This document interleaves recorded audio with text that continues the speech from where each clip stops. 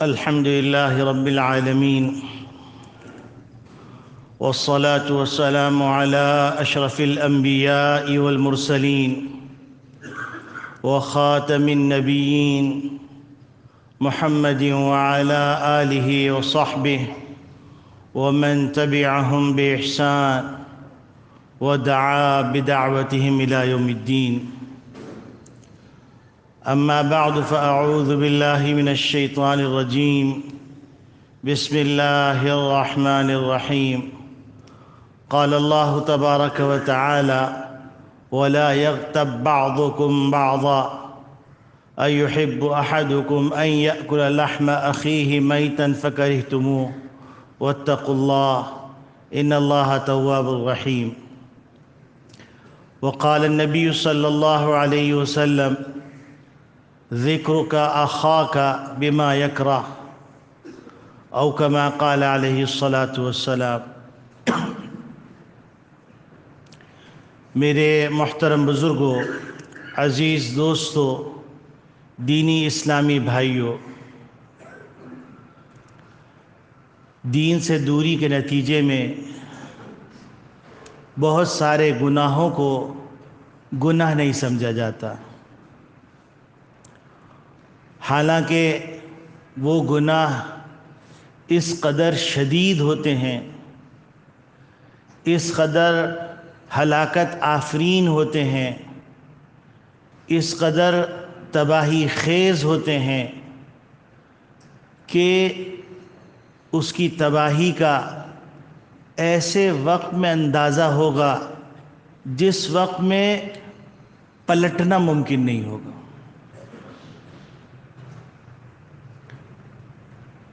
کچھ گناہ ہیں جن کا تعلق حقوق اللہ سے ہے، اور کچھ گناہ ہیں جن کا تعلق حقوق العباد سے ہے۔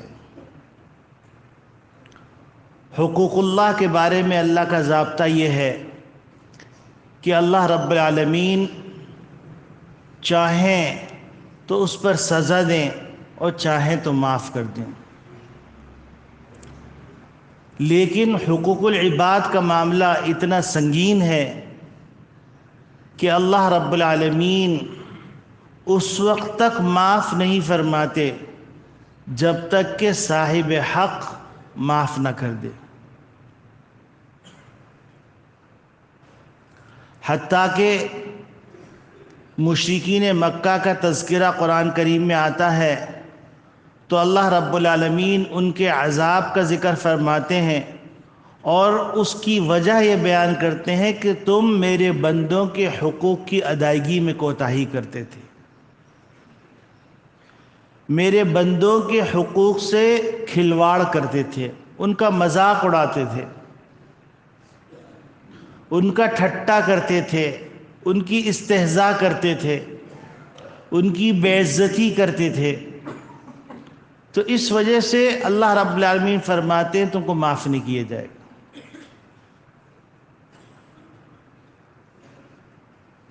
اب ایک گناہ ایسا ہے جو ناسور کے طور پر معاشرے کے ہر فرد میں داخل ہو چکا ہے، کیا بڑے کیا چھوٹے، کیا مرد کیا عورتیں، سب کسی نہ کسی درجے میں اس گناہ میں مبتلا ہیں، اور وہ گناہ جس طریقے سے زنا حرام ہے، جس طریقے سے سود حرام ہے، جس طریقے سے جوا حرام ہے، جس طریقے سے قتل حرام ہے، بعض روایات کے مطابق اس سے زیادہ خطرناک حرام گناہ وہ گناہ ہے جس کا ذکر آج کرنے جا رہا ہوں۔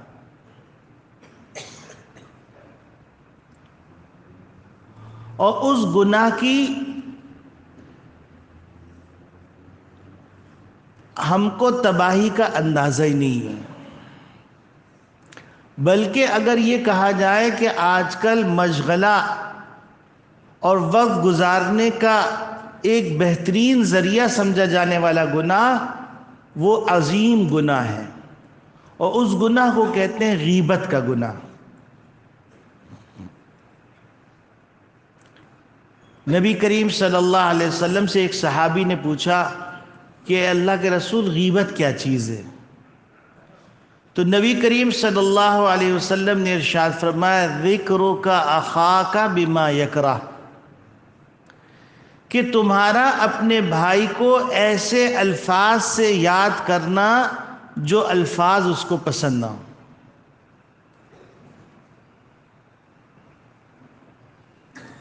صحابی نے عرض کیا اے اللہ کے رسول ان کان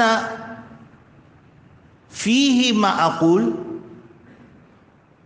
اگر اس کے اندر وہ بات موجود ہو جو میں کہہ رہا ہوں، تو نبی کریم صلی اللہ علیہ وسلم نے ارشاد فرمایا تبھی تو غیبت ہے۔ اگر اس کے اندر وہ بات نہیں ہے تو یہ اس سے بھی بڑا گناہ ہے، وہ بہتان ہے۔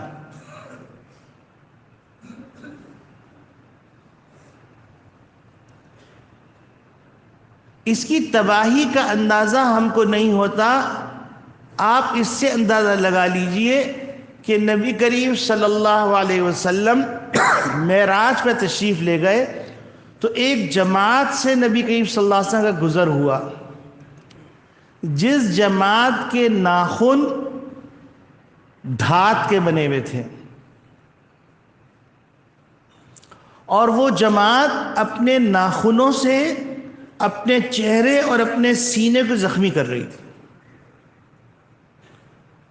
نبی کریم صلی اللہ علیہ وسلم نے جبریل امین سے دریافت فرمایا کہ یہ کون لوگ ہیں؟ تو جبریل امین نے ارشاد فرمایا اے اللہ کے رسول یہ وہ لوگ ہیں جو غیبت میں مبتلا ہوتے ہیں۔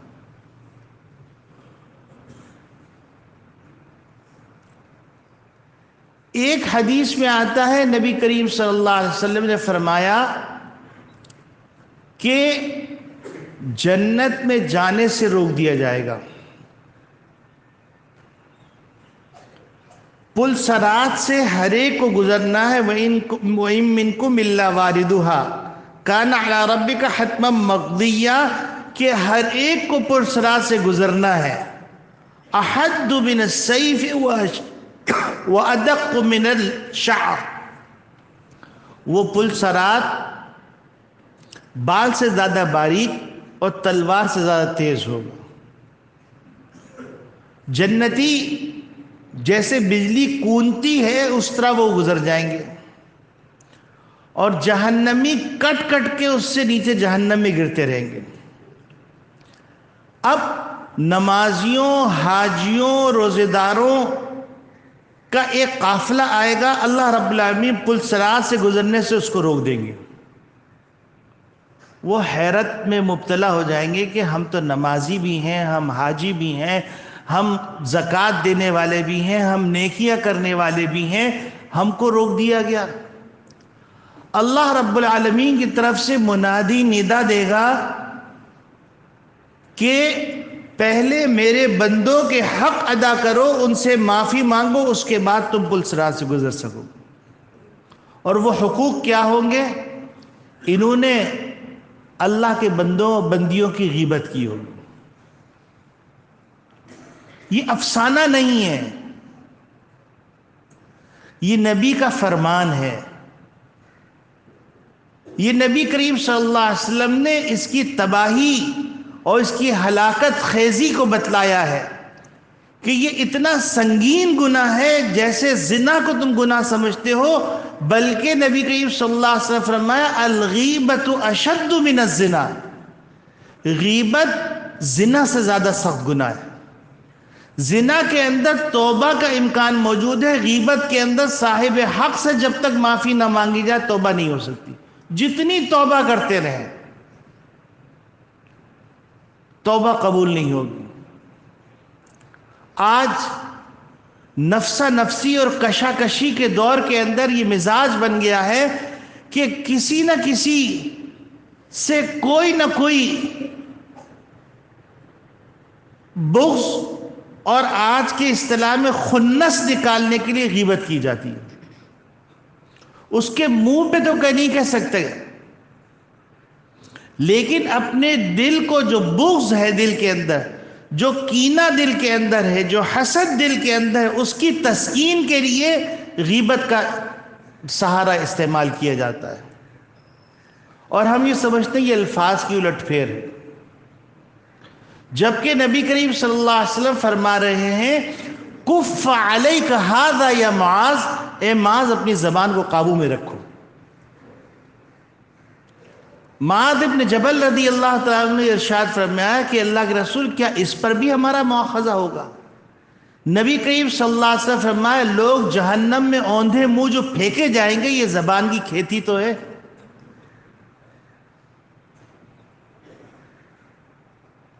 اور آج اس کو گناہ نہیں سمجھا جاتا. ایک روایت میں آتا ہے، فضائل رمضان کے اندر شیخ الحدیث صاحب نے اس روایت کو نقل کیا ہے کہ 2 عورتیں تھیں، ان عورتوں کا مشغلہ یہ تھا اس دن کہ وہ غیبت میں مبتلا تھی. اب آپ تھوڑا سا اس کے پس منظر کو دیکھیے تو آپ لرز جائیں گے، ہم لرز جائیں گے.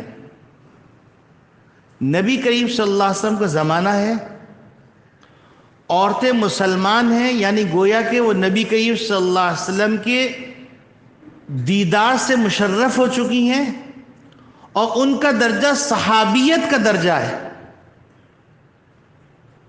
کتنا عظیم مقام.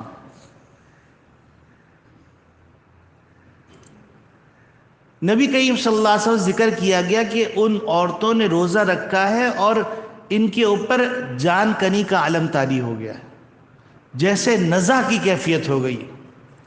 نبی کریم صلی اللہ علیہ وسلم فرمایا ان دونوں عورتوں کو بلاؤ. دونوں عورتیں لائی گئیں، نبی کریم صلی اللہ علیہ وسلم تسلا دیا، فرمایا انگلیاں ڈال کے قے کرو. ان عورتوں نے قے کی تو حدیث میں آتا ہے اس میں پیپ، خون اور گوشت کے لوتھڑے نکلے. وہاں پر موجود لوگوں نے عرض کیا کہ اللہ کے رسول نے کافی دن سے گوشت نہیں کھایا. نبی کریم صلی اللہ علیہ وسلم فرمایا کہ انہوں نے روزہ رکھا تھا لیکن اپنے مسلمان بھائیوں اور بہنوں کی غیبت میں مبتلا تھیں، تو یہ ایسے ہی ہے جیسے اپنے مردار بھائی کا گوشت کھانا. نبی کریم صلی اللہ علیہ وسلم نے اس کا مشاہدہ کروا دیا. یہ آپ صلی اللہ علیہ وسلم کا معجزہ تھا. اب اگر ہم سوچیں تو ہم کس قدر تباہی کے راستے پہ چلے جا رہے ہیں. ہماری کوئی محفل غیبت سے خالی نہیں رہ رہی ہے. اور پھر بدقسمتی سے جب سے میڈیا ایکٹیو ہوا ہے، ایک تو پرنٹ میڈیا تھا، پھر اس کے بعد الیکٹرانک میڈیا آیا، پھر اس کے بعد سوشل میڈیا آیا، بدقسمتی سے اس نے غیبت کو بالکل ہلکا کر دیا. اور اس کا نتیجہ یہ ہوا کہ ایک تو غیبت وہ ہے کہ آپ اس کو جانتے ہیں، وہ آپ کو جانتا ہے، لیکن بدقسمتی سے اب صورتحال یہ ہو گئی نہ وہ آپ کو جانتا ہے نہ آپ اس کو جانتے ہیں، لیکن آپ اس کی غیبت کر رہے ہیں.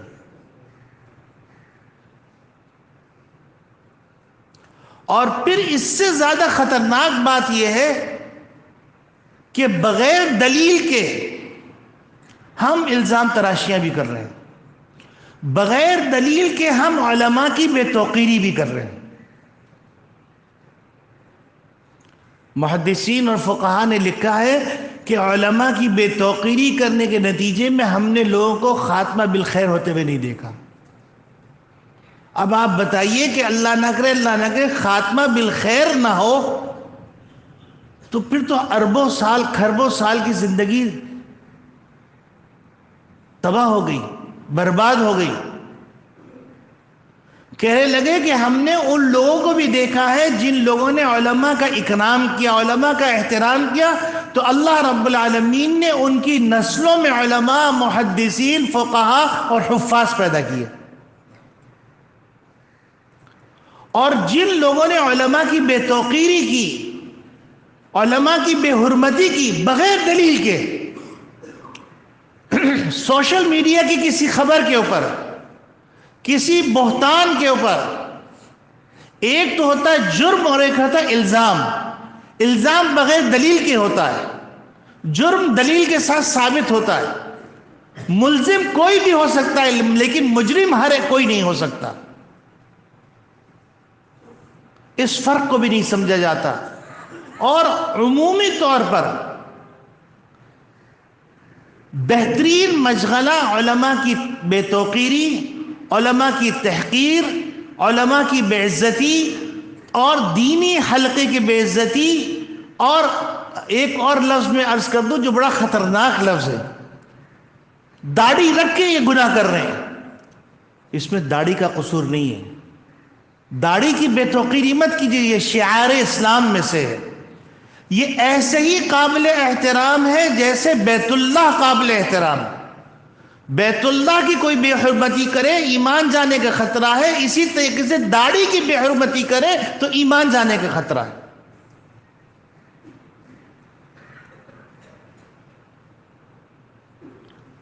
کوئی بھی آدمی کچھ بھی اٹھ کر تبصرہ کر دے تو اس تبصرے کا یہ مطلب نہیں ہے کہ وہ واقعہ اس کے ساتھ ہوا ہے، وہ الزام ہے۔ اور الزام کا قانون یہ ہے کہ آپ دلیل سے ثابت کیجئے، مدعی اور مدعا علیہ دونوں موجود ہوں، اور اس کے بعد دلیل سے ثابت کیجئے کہ یہ غلطی اس کے اندر واقعتاً ہے۔ الزام تو کوئی بھی کھڑے ہو کے بچہ بھی کسی کے اوپر لگا سکتا ہے۔ اصل چیز ہے جرم، کیا واقعتاً یہ جرم ہوا ہے جو الزام لگایا جا رہا ہے؟ ایسے بھی لوگوں نے حالات دیکھے جن لوگوں نے اکابرین علماء اکرام کی بے حرمتی کی، اور ایک شخص نے ایک عالم کی داڑھی کے اندر پیشاب کیا، تو پھر اس کے بعد پاکستان بننے کے بعد دنیا نے دیکھا کہ اس آدمی کو ننگا کر کے، اس کی عورتوں کو ننگا کر کے لوگوں نے اس کے ساتھ بد زیادتی کی۔ یہ مکافات عمل ہے۔ میں دانستہ طور میں نام کسی کا نہیں لے رہا ہوں۔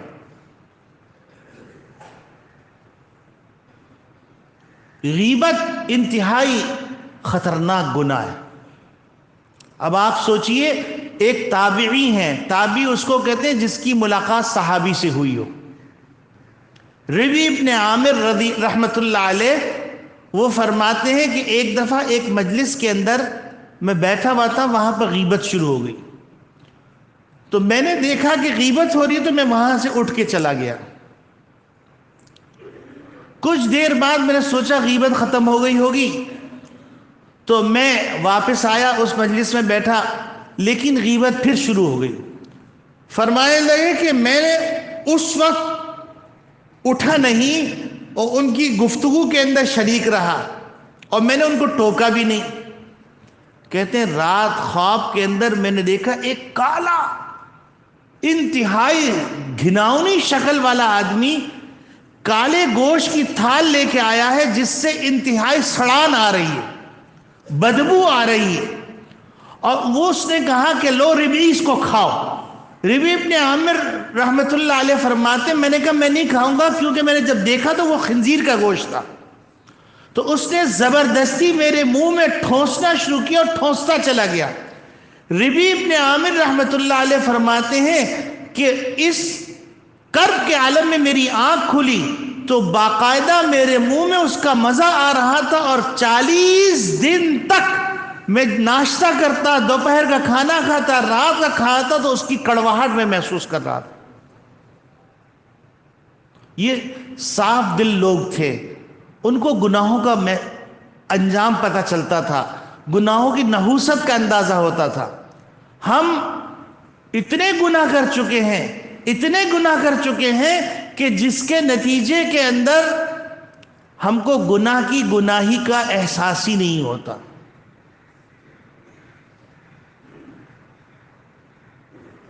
تو میرے عزیز دوستو بھائیوں، یہ جو گناہ ہے غیبت کا، ہم آج نیت کریں کہ ہم آج کے بعد سے غیبت نہیں کریں گے۔ اب جو غیبت ہو چکی، کتنے ایسے ہیں کہ جن سے ہم معافی نہیں مانگ سکتے، کتنے ایسے ہیں جن کا ہم سامنا نہیں کر سکتے۔ تو ہمارے اکابرین کا طریقہ تو یہ رہا کہ بڑے بڑے اکابرین کی سیرت نگاروں نے لکھا ہے کہ انتقال سے پہلے انہوں نے اپنے تمام تعلق داروں کو خط لکھا اور کہا کہ جانے انجانے میں نامعلوم مجھ سے آپ کی کیا برائی ہو گئی ہو، آپ اللہ کے لیے مجھے معاف کر دیجیے۔ خطوط لکھے۔ ایک عالم نے باقاعدہ 50 کی دہائی کے اندر اخبار کے اندر اشتہار چھاپا اور تمام تعلق داروں سے، تمام مسلمانوں سے معافی مانگی کہ جانے انجانے میں مجھ سے کوئی غلطی ہو گئی ہوگی، اس لیے آپ مجھے معاف کر دیجیے۔ قربان جائیے نبی کریم صلی اللہ علیہ وسلم پر آپ صلی اللہ علیہ وسلم نے ایک حل اور بھی بتا دیا ہے۔ وہ حل یہ ہے کہ نبی کریم آپ صلی اللہ علیہ وسلم نے حل بتایا ہے، لیکن عمل کے طور پر آپ صلی اللہ علیہ وسلم نے کیا کیا؟ انتقال سے پہلے ممبر پر تشریف لائے، تشریف لانے کے بعد فرمایا کہ دیکھو میں اللہ کا بندہ ہوں، میں نے کسی کے ساتھ زیادتی اگر کی ہے تو وہ مجھ سے آج ہی بدلہ لے لے، کل حشر میں مجھ سے کوئی بدلہ نہیں لے۔ پھر عاشق تو عاشق ہوتے ہیں، دیوانے تو دیوانے ہوتے ہیں۔ ایک صحابی کھڑے ہو گئے اور کہا کہ اللہ کے رسول مجھے آپ سے بدلہ لینا ہے۔ مجمع میں سناٹا چھا گیا۔ آپ صلی اللہ علیہ وسلم فرمایا آؤ بدلہ لے لو۔ وہ صحابی کہنے لگے اللہ کے رسول جب آپ نے میرے ساتھ معاملہ کیا تھا اس وقت میرے جسم پہ کپڑے نہیں تھے، یعنی اوپر کا جو جھبا ہے یا اوپر کی جو شال ہے وہ کپڑا نہیں تھا۔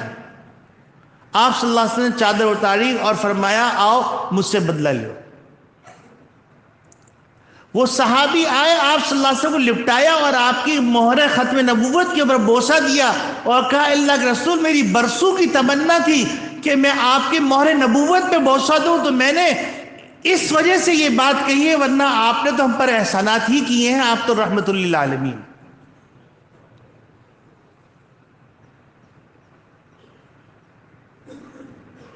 ایک دعا نبی کریم صلی اللہ علیہ وسلم نے اور سکھلائی،